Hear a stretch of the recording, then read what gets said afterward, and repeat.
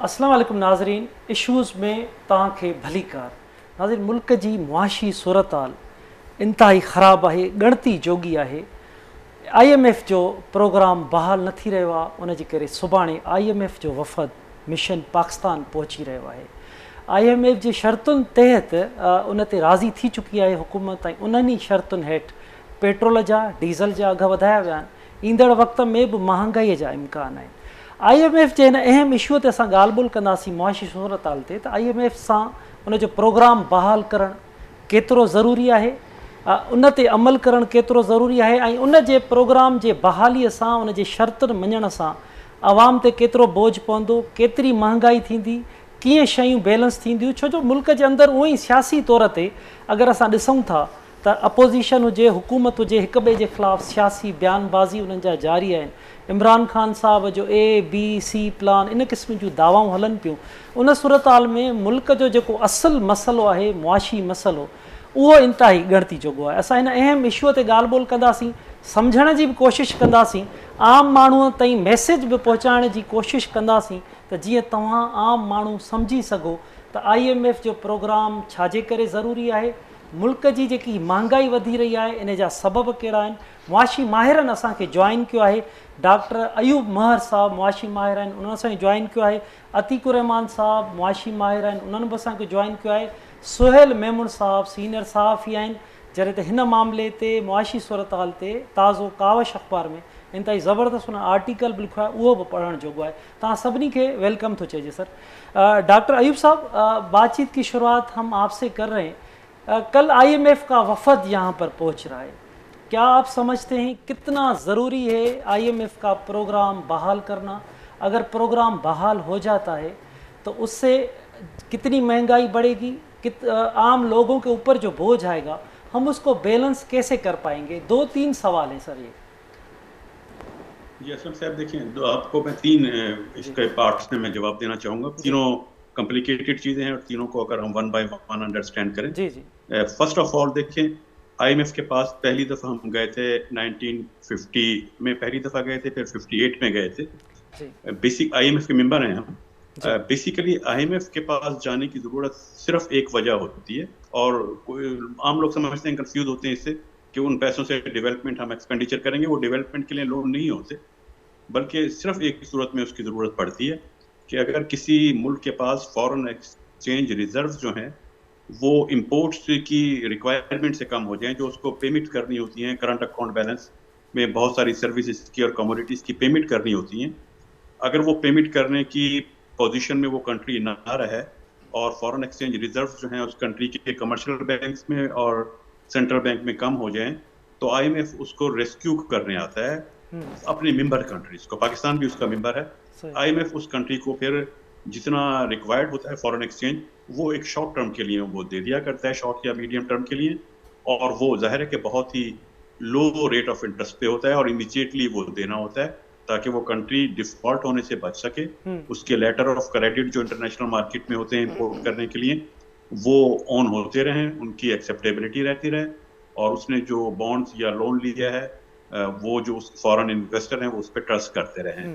ये सिर्फ एक रीज़न होता है। आप फॉरेन एक्सचेंज रिजर्व अगर कोई कंट्री अपने पास मेंटेन रखती है, उसका लेवल अपनी एक्सपोर्ट बढ़ाने में कामयाब हो जाती है या FDI लाने में कामयाब हो जाती है, तो फिर उसको IMF की ज़रूरत नहीं पड़ती है।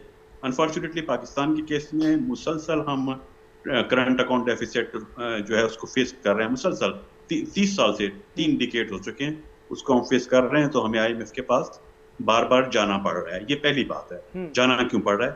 दूसरी बात की, जब जाते हैं नेगोशिएशन होती है तो ऐसा नहीं है जो आम लोग समझते हैं कि IMF डिक्टेट करा के आपको कहेगा आप ये कर रहे हैं, ये कर रहे हैं। जब IMF लोन देता है, वो चेक करता है कि आपसे पूछता है कि आप बताएं आप इसको मुकर्ररा मियाद में, इस पीरियड में वापस कैसे करेंगे, कहाँ आपके पास क्या सोर्सेज हैं, किस तरह कर पाएंगे। वो अगर हम नहीं बता पाते प्रॉपरली, हम ये नहीं एड्रेस कर पाते कि हमारे पास क्या सोर्सेज हैं, तो फिर IMF बताता है आप ये स्टेप ले लें। जब IMF बताता है तो फिर हमें वो स्टेप लेने पड़ते हैं, और अनफॉर्चुनेटली ये पूरी दुनिया को पता है कि हमारे पास जो सोर्स बचता है रह सके वो इनडायरेक्ट टैक्सेस का है।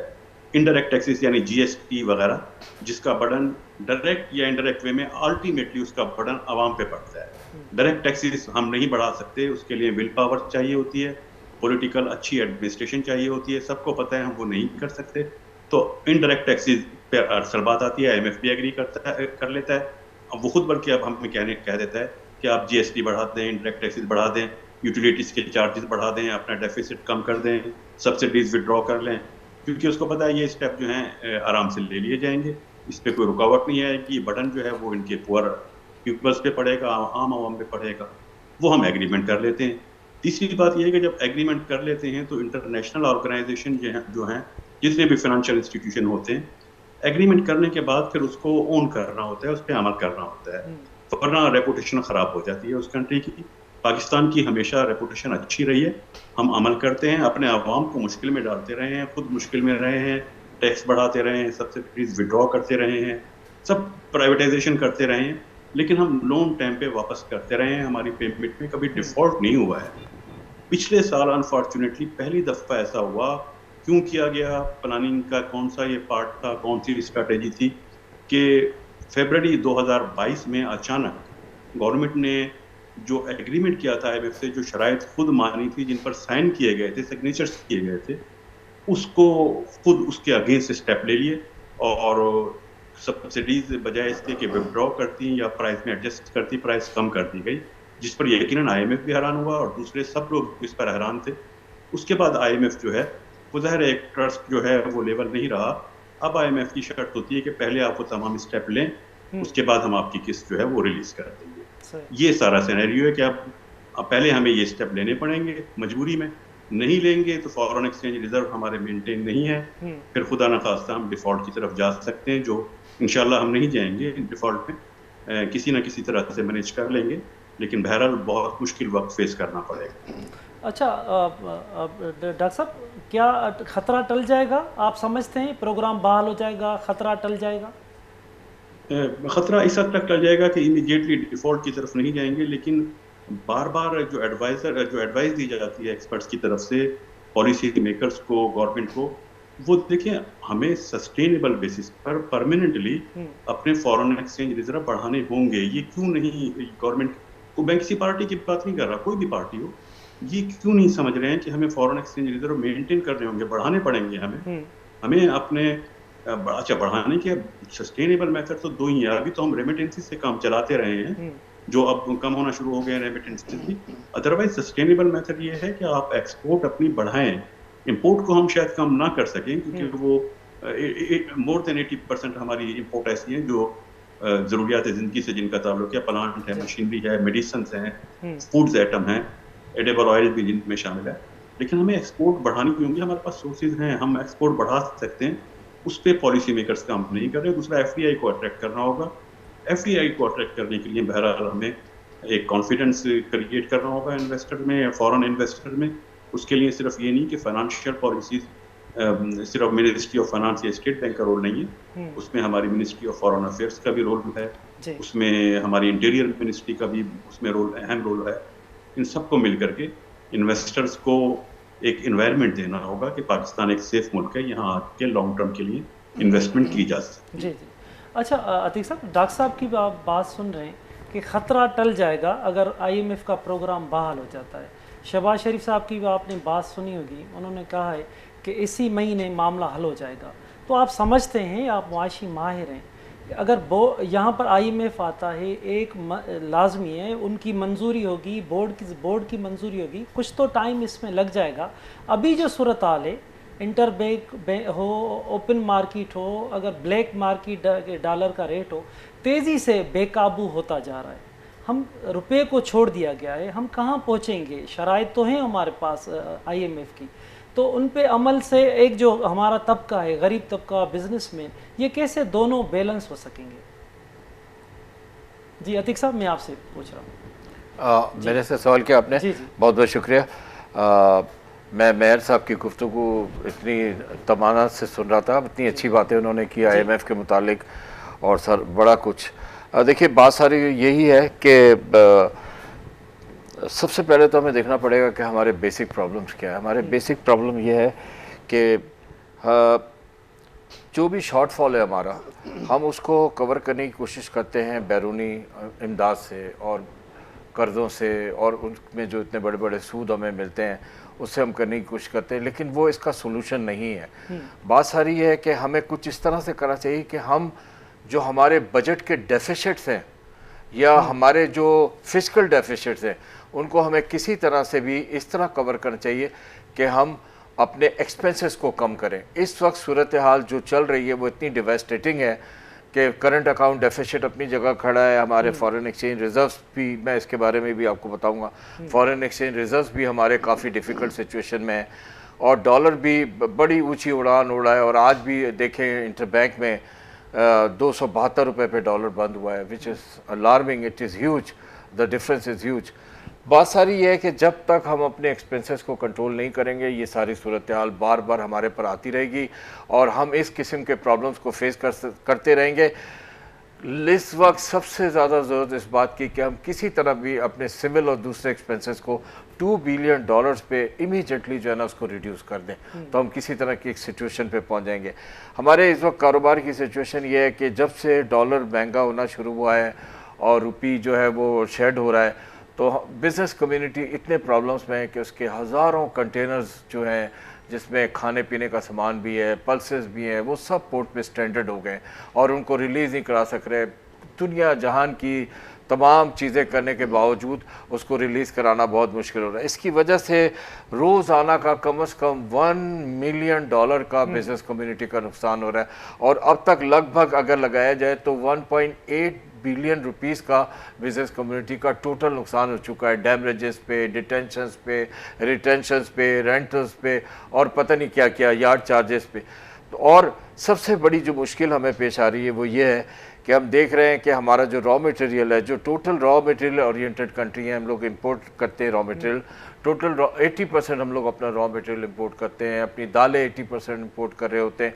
तो इस सारा का सारा जो स्टक हो गया तो हम देख रहे हैं कि हमारे पास प्रोडक्शन कैपेसिटीज़ भी ख़त्म होती जा रही हैं और इंडस्ट्रीज़ के पास, जिसमें सबसे ज़्यादा फार्मास्यूटिकल का जिक्र करूँगा, जो मेडिसिन वगैरह हैं, कि तकरीबन कोई 15-20 दिन का रॉ मटेरियल रह गया है और इसी तरह ग्रेन्स का भी रह गया है और डेली का डैमरेज और डेली का जो डिटेंशन है उसकी वजह से 25% के हिसाब से और डॉलर के आगे बढ़ने की वजह से इसके रेट्स भी बढ़ते चले जा रहे हैं, एक इन्फ्लेशन को बढ़ावा मिल रहा है। तो ये कितनी कॉम्प्लिकेटेड सिचुएशन है जिससे हमें बड़ा गमगीन हालात में कर दिया।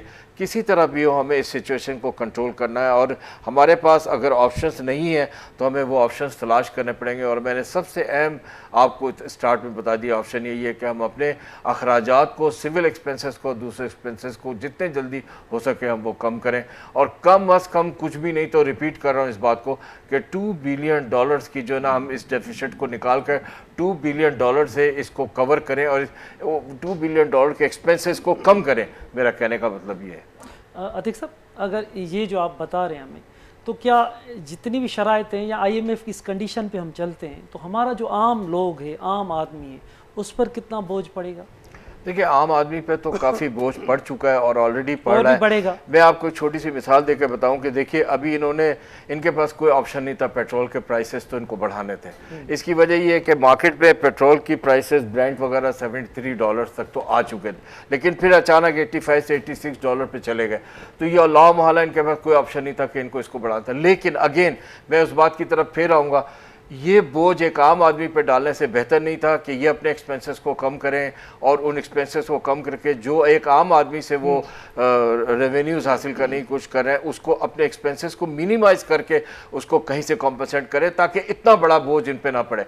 IMF तो देखिए ना आपके साथ, जैसे भी मेहर साहब ने कहा और बहुत सही बात कही कि वो इस बात की श्योरिटी चाहेगा कि किसी तरह जो आपको वो लोन दे रहा है वो आप पे बैक कर सकें और इन टाइम कर सकें, ठीक है ना।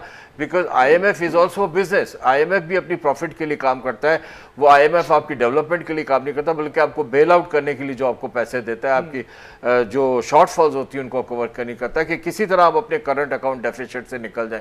तो उस चीज़ को कवर करने के लिए आपको लामहला अपने इलेक्ट्रिसिटी के बिल, गैस पे, यूटिलिटीज़ के अलावा पेट्रोलियम पर भी आपको अपनी सब्सिडीज़ वापस लेनी होंगी, सेल टैक्स लगाने होंगे। तो ये सारा कुछ हो रहा है। एक तरफ तो ये मराइल हैं कि हमारा माल पोर्ट पे फंसा हुआ है, वो निकल नहीं पा रहा, shortage of raw material, grain, हर चीज़ हो रही है, आम आदमी ने मिला ला मोहल्ला उसके दाम बढ़ते चले जा रहे हैं। दूसरी तरफ क्या हो रहा है कि प्रोडक्शन नहीं हो रही। तीसरी तरफ क्या हो रहा है कि डॉलर महंगे से महंगा होता है। चौथी तरफ क्या हो रहा है कि इलेक्ट्रिसिटी, पेट्रोल, गैस, जितनी चीज़ें वो सब महंगी होती जाए। तो एक ऐसा एक प्रेशर है आम आदमी पे, जो आपका सवाल है कि एक ऐसा प्रेशर है जो वो किसी तरह भी अब बर्दाश्त नहीं कर सकता।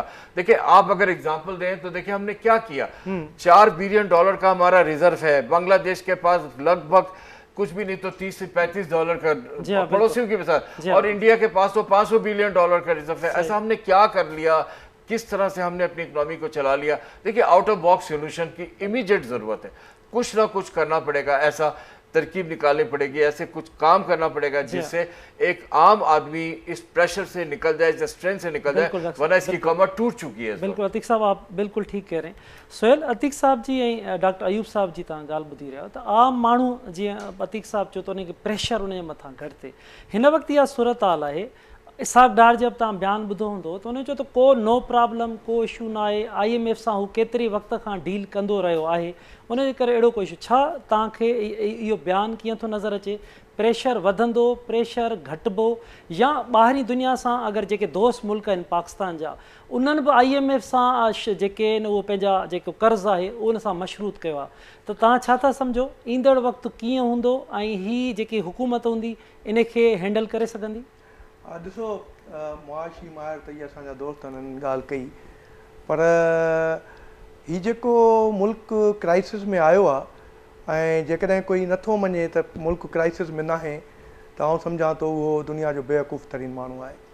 हिकु आम माण्हू खे बि ख़बर आहे त पाकिस्तान मुआशी तौर ते वॾी क्राइसिस में आहे ऐं तमामु वॾी अनसर्टिनिटी आहे, ऐं उहो सभु कुझु नज़र अची रहियो आहे। दोस्त मुल्क हुजनि, IMF हुजे, अमेरिकन पैकेजिस हुजनि, चाइना हुजे, अरबन जा मुल्क हुजनि, सभिनी ॾे कोशिशूं जारी ही करे चुका आहियूं, ऐं उतां उहो रिस्पॉन्स कोन मिलियो आहे जेको शायदि असांखे बूस्टअप ॾिए। हीअ जेका मुल्क जी हालत आहे इहा हिकु या ॿिनि ॾींहंनि जी या हिकु साल जी या हिकिड़ी गवर्नमेंट जी न आहे। मुल्क जी सभिनी धुरियुनि, सभिनी स्टेक होल्डर्स, उनमें ब्यूरोक्रेट अची विया, पॉलिटिशियंस अची विया, जज अची विया, जर्नल्स अची विया, जर्नलिस्ट अची विया, हर उन तबिके जेको पावर में रहे थो, हर उहो तबिको जेको सुठी नौकरियुनि ते रहे थो, हर उहो तबिको जेको इक़्तिदार में रहे थो, उन्हनि जेका लुट मार कई आहे उहा थी करे अॼु हिन नतीजे पहुता आहियूं जो मुल्क वॾे क्राइसिस में आहे। नंबर हिकु, अञा पाकिस्तान में अञा ही त महांगाई पई अचे, अञा मोटरसाइकिल में तेल भरिजे पियो, अञा कार में असीं ऐं बहसियत हिकिड़े पॉलिटिकल वर्कर जे, सियासी लेखक जे, सियासी कारकुन जे, जेकॾहिं थोरो पुठिते वञिजे हिस्ट्री में त मुल्क में जॾहिं एनर्जी क्राइसिस जेकॾहिं अची आहे, छाकाणि जो तव्हांखे ॿुधायां त 32,000 अरब डॉलर जेको आहे सो उहे सिर्फ़ु पेट्रोलियम जा हिकिड़े साल जो बिल हूंदो आहे हिन मुल्क जो। हाणे उहो सॼो, इन खां अलावा 3,000 अरब जेके आहिनि रुपया, उहे हिते जेके ऑयल प्रोडक्शन कंपनीज़ आहिनि उन्हनि जी राहत रहियल आहे। अच्छा, उन्हनि खे पैसा ही जेको तव्हां असां खां बिजली जे बिलनि में वधाए वठनि था, हीअ जेको पेट्रोल जी क़ीमत वधाए वठनि था, उहो अचे भला उन्हनि जा कर्ज़ लहंदा वञनि, ईअं बि कोन पियो थिए। छा पियो थिए, का सम्झ नथी अचे, ब्लैकआउट लॻो पियो आहे। एनर्जी क्राइसिस आया त उहा तमामु वॾी ख़तरनाक पोज़ीशन हूंदी, छाकाणि जो 67 में जॾहिं अरब इसराइल वार थी हुई त अरबन ऑयल बंदि कयो हुयो अमेरिका ऐं ॿियनि यूरोपियन मुल्कनि जो, पोइ अमेरिका में एनर्जी क्राइसिस अची विया। असलम यकीन कयो, जॾहिं एनर्जी क्राइसिस ईंदा आहिनि त ॿियूं त छॾियो पर अस्पतालनि में ऑक्सीजन बि न मिलंदी आहे, छाकाणि जो तेल न हूंदो आहे, बिजली प्रोडक्शन न थींदी आहे, ॿिया मसइला। पोइ इहा एॾी वॾी ख़तरनाक सूरत में दुनिया जा मुल्क अची चुका आहिनि, रुॻो असीं कोन आहियूं। सो बुनियादी तौर ते ॾाढो डिसअपॉइंटिंग सिलसिलो आहे, ऐं इन खां वधीक अलमियो डिलाइमा इहो आहे त नज़र न पियो अचे, त साम्हूं नज़र न पियो अचे त को लीडरशिप, का पार्टी, को मुल्क जो को मालिक एॾा के एनर्जेटिक आहिनि जो रिफॉर्म्स आणनि। हिकिड़ो नज़र ईंदो आहे न त हीअ रिफॉर्म्स लाइ लीडर कोशिशि पियो करे ऐं असीं निकिरी वेंदासीं। बाक़ी इहो चवणु त न कोन थींदो डिफॉल्ट ऐं असां बिल्कुलु हीअं थींदो, हर को थो चवे जेको बि इन राइट वारो माण्हू आहे, पर उनजो ठोस ॿुधाए नथो सघे सॉलिड त असीं इन्हनि क्राइसिस मां, हिन वॾी ख़तरनाक सिचुएशन मां कीअं निकिरंदासीं। ही रोड मैप आहे, अञा ताईं ब्लैक आउट आहे। सही। अच्छा डॉक्टर अयूब साहब, आप बातचीत सुन रहे हैं सुहेल की और अतीक साहब ने एक बात उठाई कि कंटेनर, हज़ारों कंटेनर हमारे कराची में खड़े हैं, तो क्या समझते हैं आप दरामदात की गलत पॉलिसीज़ थी? देखिए असलम साहब, मैंने पहले एक चीज़ इंडिकेट कर दी थी कि हमें एक्सपोर्ट बढ़ाने पे फोकस करना होगा, पॉलिसी बनानी होगी ताकि फॉरेन एक्सचेंज रिजर्व आए, एफडीआई पे फोकस करना होगा। इंपोर्ट हम कम नहीं कर सकते, इंपोर्ट हमारी ज़रूरत है, ज़रूरियात के लिए आती है।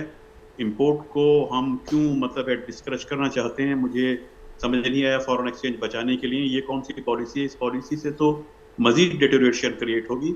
हम जो इंपोर्ट कर रहे हैं, जो चीज़ें, मैंने कहा 80% से ज़्यादा तो हमारी अपनी आप अगर उसका देखिए बाइफरकेट करें ना, उसका ब्रेकअप देखें, तो आपके कोई 25 से ज़्यादा 25-30% के दरमियान तो ऑयल की इंपोर्ट है, जिसको आप कम नहीं कर सकते।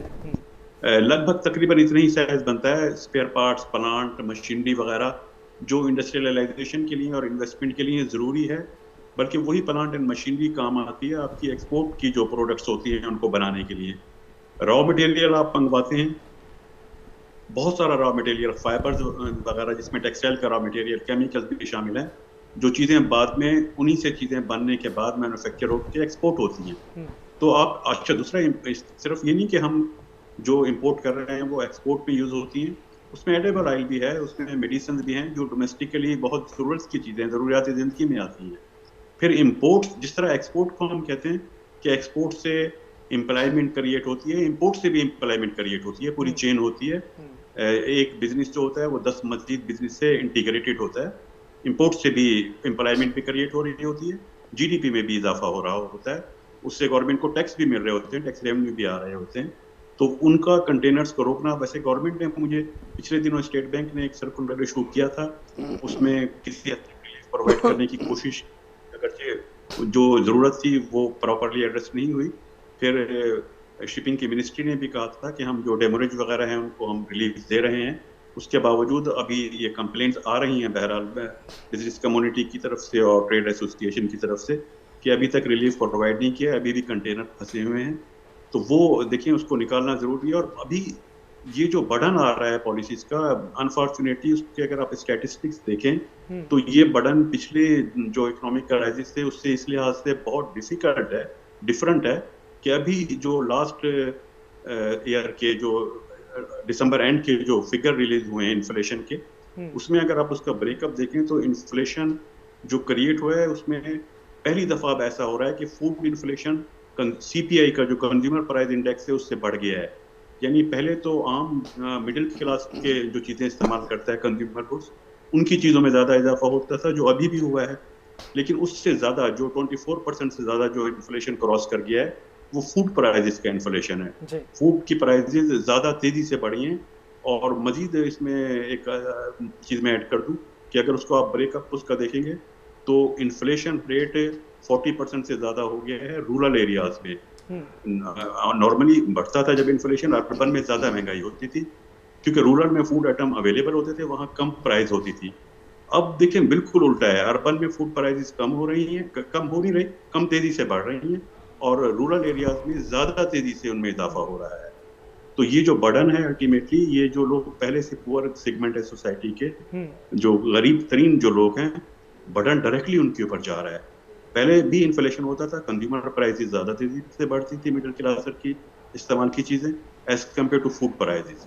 अब बिल्कुल रिवर्स हो गया है, फूड प्राइसेस ज़्यादा बढ़ रही हैं तेज़ी से। वर्ल्ड वाइड फिनोमिना है, हम कहते हैं ठीक है, लेकिन उसको हम ये कह के इग्नोर नहीं कर सकते कि वर्ल्ड वाइड फिनोमिना है तो पाकिस्तान में भी होगा।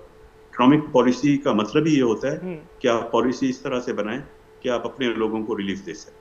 अच्छा डॉक्टर साहब, जैसे आपने कहा अपने लोगों को हम रिलीफ दे सकें, ऐसी पॉलिसी होनी चाहिए। आपके क्या एडवाइजेस हैं अगर हमें हुकूमत सुन रही है तो क्या होना चाहिए?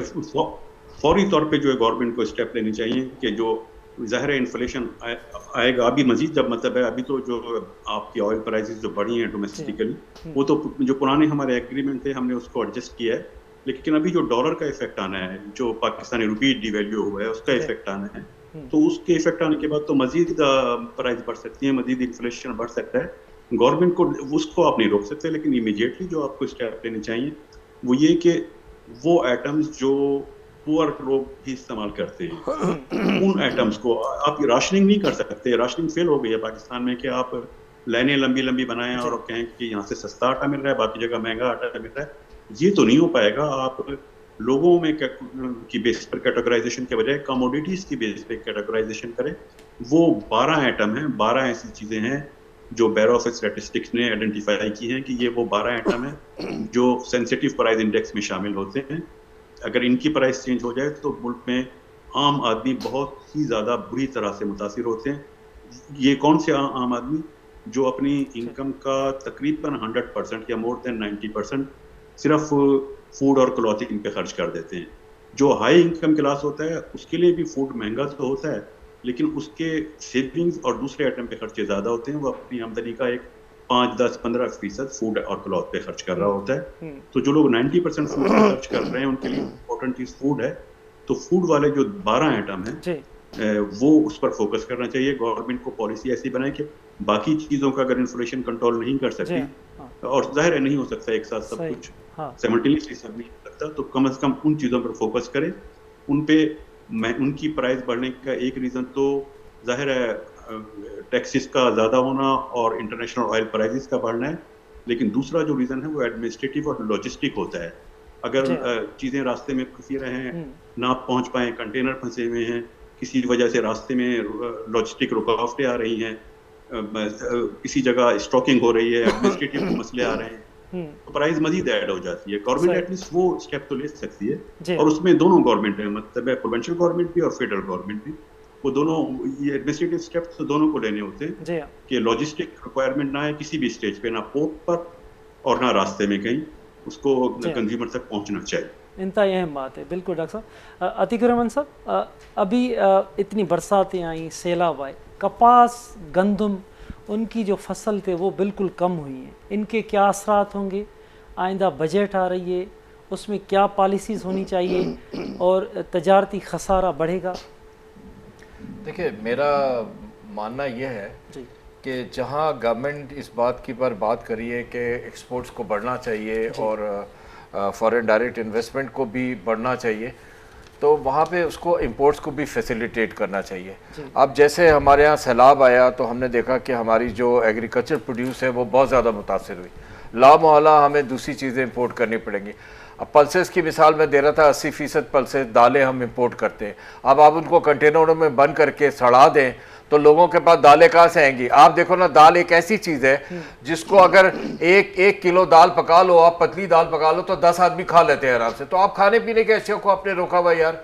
दूसरी बात यह है कि आप देखें कि मुर्गी की जो हमारी पोल्ट्री है वो खामखा महंगी होती चली जा रही है। वो इसलिए महंगी हो रही है कि कनोला और सोयाबीन जब आता है वो उसका मुर्गी का प्रोटीन है, वो जब उसको खाते हैं तो वो ग्रो होते हैं। आपने उसको भी रोक रखा है कंटेनरों में। आप तो इंपोर्ट को फैसिलिटेट करना है। मैं मानता हूं कि हमारी एक्सपोर्ट जो है वो 28 बिलियन 30 बिलियन डॉलर से आगे नहीं बढ़ रही है, और मैंने आपको पहले भी प्रोग्राम बनाया कि 2013 में कहीं जाकर हमने 35 बिलियन डॉलर किया था एक्सपोर्ट में। इसके बाद हमारा ख्वाब ही रह गया, हम कभी 35 बिलियन डॉलर पे नहीं जा सके। 28 से सड़कते तो 30 पर आ जाते हैं, 30 से सड़कते 32 पे, 100 बिलियन डॉलर पे हमको अपनी एक्सपोर्ट लेके जानी है। और जैसे कि बात हो रही थी कि हमें फॉरेन डायरेक्ट एक्सपेंस इन्वेस्टमेंट्स को इस तरह से आगे बढ़ाना है, ऐसी सिक्योरिटीज देनी है, ऐसा माहौल देना है कि इन्वेस्टर्स खुशी से यहाँ आकर इन्वेस्ट करें, और उसको हमें लगभग 35 से 50 बिलियन डॉलर पे लेकर जाना है। ये तभी होगा जब इंपोर्ट को हम फैसिलिटेट करेंगे, हम इकोनॉमिक जोन्स पे ध्यान देंगे, हम अपनी एक्सपोर्ट्स पे ध्यान देंगे, कंपटीशन से निकलेंगे, चीज़ों को सस्ता करेंगे। ये सारा कुछ तभी हो सकता है कि हम अपनी इंपोर्ट फैसिलिटेशन में उन चीज़ों का ख्याल करें। जैसे सोलर अभी हमारी सबसे बड़ी ज़रूरत है।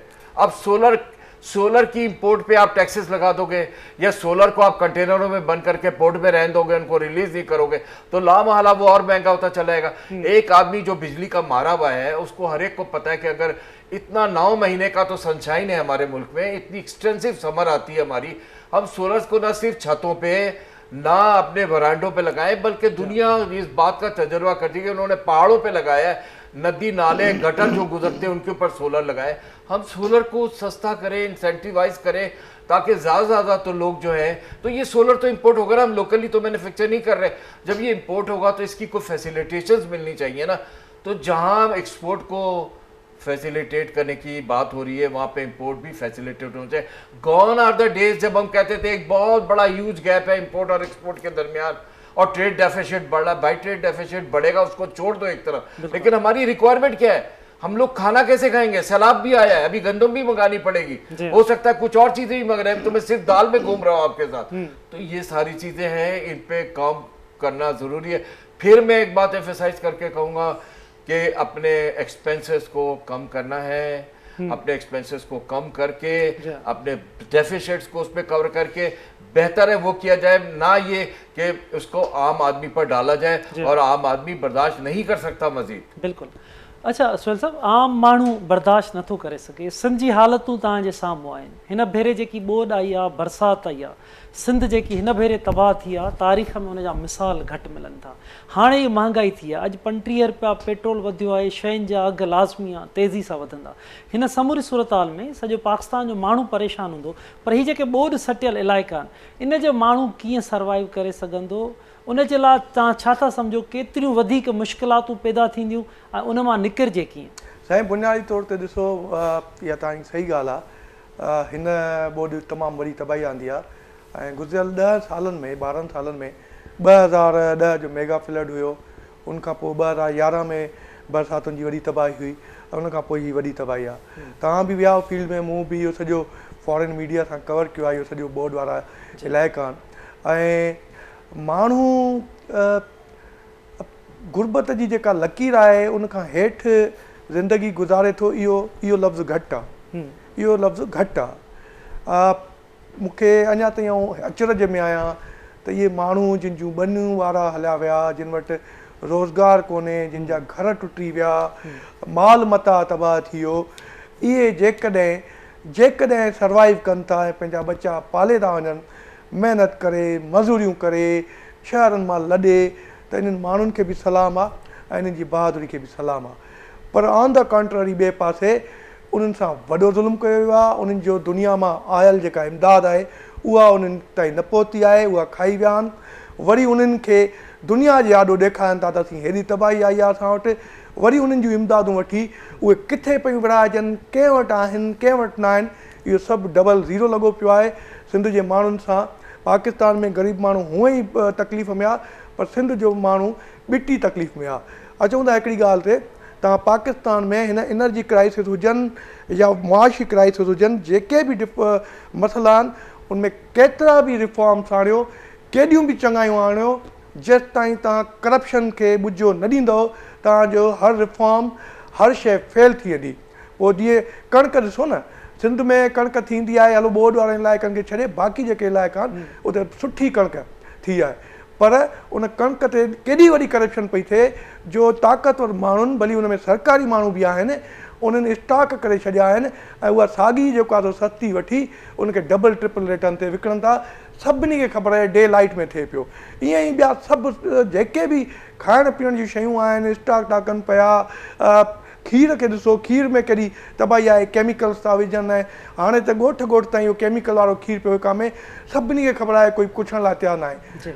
चवण जो मतिलबु आख़िरी त जेसि ताईं करप्शन में हिकिड़ो बेरहम एहतिसाब न थींदो, तेसि ताईं को बि रिफॉर्म्स हुजे तव्हां सां उहो उनजो रिज़ल्ट न निकिरंदो। ठीक है सुहेल साहब, बड़ी मेहरबानी तव्हांजी। डॉक्टर अयूब महर साहब, आपकी बहुत शुक्रिया, आपने टाइम दिया। अतीक साहब, आपका भी शुक्रिया। नाज़रीन, इंतहाई अहम इशू मुल्क की मुआशी सूरत कहिड़े तरफ़ वञी रही है। IMF वफ़द सुभाणे मिशन अची रहियो आहे। इंतहाई अहम फ़ैसिला थियण वञनि पिया। मुआशी माहिरनि जा तव्हां इंतहाई अहम ख़्याल ॿुधा। वर नवनि इशू सां गॾु ॿीहर गॾूंदासीं। तेसिताईं पंहिंजे मेज़बान असलम हैदर खे ॾींदा इजाज़त। अल्लाह वाहे।